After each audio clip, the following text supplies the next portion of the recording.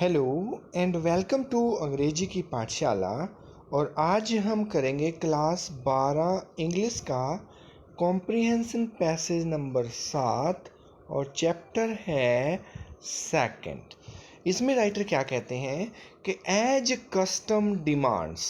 Custom हमने बात की थी कल भी। कस्टम होता है रीति रिवाज, और रीति रिवाज जो कहता है डिमांड करता है क्या कि डॉटर्स इन लॉ, बेटियां जो हैं इन लॉ जो शादी के बाद घर में आती हैं, अर्थात डॉटर इन लॉ बहू, बहुएं जो हैं मस्ट व्हील, व्हील होता है घूंघट, घूंघट देयर फेसेस, अपने चेहरे पर घूंघट डालती हैं बिफोर मेल एल्डर्स, घर में जो बड़े होते हैं, जो पुरुष होते हैं, उनके सामने अपने मुंह पर घूंघट डालती हैं, जिसे हम प्राचीन ज़माने में पर्दा प्रथा भी कहते थे।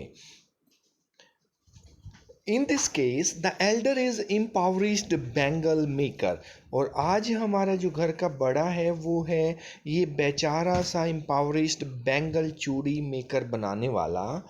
Despite long years of hard labour, hard होता है कड़ी, लेबर मेहनत, कड़ी मेहनत करने के बाद भी, फॉर लॉन्ग, डेस्पाइट मैंने के बावजूद, उसके बाद भी, लॉन्ग ईयर्स बहुत लंबे सालों तक, लंबे समय तक मेहनत करने के बाद भी, फर्स्ट एज ए टेलर, पहले तो एक टेलर के रूप में, देन अ बैंगल मेकर, चूड़ी बनाने वाले के रूप में, he has failed to renovate, वो रेनोवेट नहीं कर पाया। री मैंने दोबारा से, इनोवेट नया, जब किसी घर की रिपेयर करते हैं, उसे ठीक करने की कोशिश की जाती है, उसे हम बोलते हैं रेनोवेट। फेल रहा, अपने घर का पुनर्निर्माण करने में फेल रहा, नहीं कर पाया। Send his two sons to school, ना ही अपने दो बेटों को वो स्कूल में छोड़ पाया। All he managed to do, जो वो कर पाया, ऑल मैंने सब कुछ, इज टू टीच देम, वो उन्हें सिखा पाया, व्हाट ही नोज, जो वो स्वयं जानता था, क्या, द आर्ट, कला ऑफ बैंगल मेकिंग, चूड़ी बनाने की कला, जिसमें वो निपुण था, केवल वही अपने बच्चों को सिखा पाया। What is the name of the chapter? The lost spring. What is the name of the writer? Anees Jung. Third question देखते हैं, what does the custom demand, क्या डिमांड रहती है? कस्टम की जगह हमने यूज किया इट, इट डिमांड्स, डज और डिमांड के लिए डिमांड्स वर्ब की फर्स्ट फॉर्म, साथ में एस या ईएस, जिसे हम सिंपल प्रेजेंट या प्रेजेंट इंडेफिनिट टेंस कहते हैं।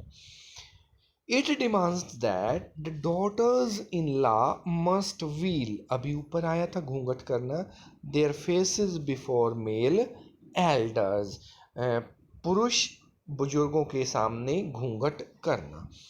Question number 4, what was his first profession, पहला क्या काम था उनका? तो पैसेज में आया था कि टेलरिंग करते थे। His first profession was tailoring. Question number 5, what art, कौन सी कला सिखाई, has he managed to teach, he has managed to teach, या simple he managed to teach them the art of bangle making, चूड़ी बनाने की कला। और केवल अगर इतना ही लिख दें हम, आर्ट ऑफ बैंगल मेकिंग, तो वो भी अपने आप में एक कंप्लीट आंसर होगा।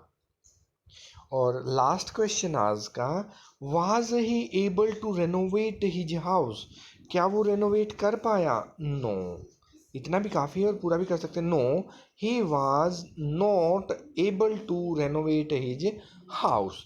और इस पैसेज में हमने कहा क्योंकि क्वेश्चन में हैज़ है, तो आप यहाँ पर हैज़ और लगा लें ताकि सेम टेंस में आंसर बन जाए।